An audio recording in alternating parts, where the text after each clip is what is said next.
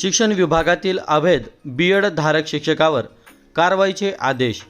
नागपूर विभागातील शिक्षण उपसंचालक कार्यालयाने एक अत्यंत महत्त्वाचा आणि धडक निर्णय घेत सेवेत असताना अवैध पद्धतीने नियमित बीएड पदवी मिळवणाऱ्या शिक्षकावर कठोर कारवाईची मोहीम हाती घेतली आहे। शिक्षण उपसंचालक डॉक्टर माधुरी सावरकर यांनी नागपूर विभागांतर्गत येणाऱ्या सर्व जिल्हा शिक्षणाधिकाऱ्यांना प्राथमिक माध्यमिक या संदर्भात तातडीने आणि प्रभावी कार्यवाही करण्याचे निर्देश दिले आहेत। नेमके प्रकरण काय?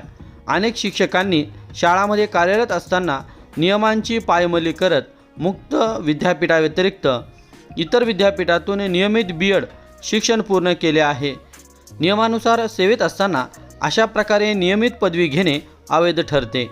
यापूर्वीच शिक्षण विभागाने अशा शिक्षकांचे बीएड अमान्य केले होते।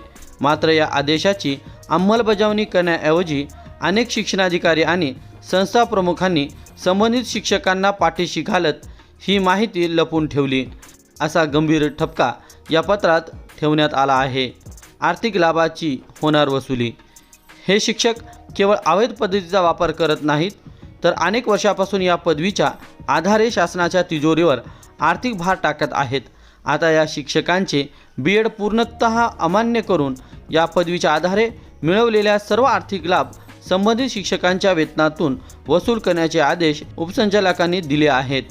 7 दिवसात अहवाल सादर करण्याचे आदेश। शिक्षण उपसंचालकांनी सर्व शिक्षणाधिकाऱ्यांना स्पष्टपणे बजावले आहे की या प्रकरणाची तातडीने चौकशी करून नियमानुसार कार्यवाही करावी। या अत्यंत महत्त्वाच्या मोहिमेचा सविस्तर अहवाल पत्र प्राप्त झाल्यापासून 7 दिवसाच्या आत शिक्षण उपसंचालक कार्यालयाला सादर करणे बंधनकारक आहे। या कारवाईमुळे नियमाचे उल्लंघन करणाऱ्या आणि त्यांना मदत करणाऱ्या शिक्षण क्षेत्रातील घटकामध्ये मोठी खळबळ उडाली आहे।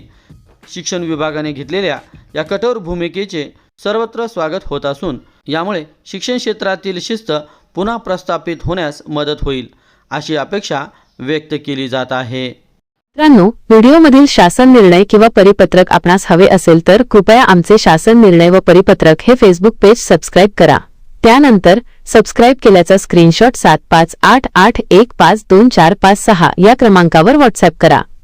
आपल्याला हवा असलेला शासन निर्णय किंवा परिपत्रक व्हॉट्सअपवर पाठवले जाईल। लक्षात ठेवा, शासन निर्णय व परिपत्रक मिळवण्यासाठी फेसबुक पेज सबस्क्राईब करणे आवश्यक आहे।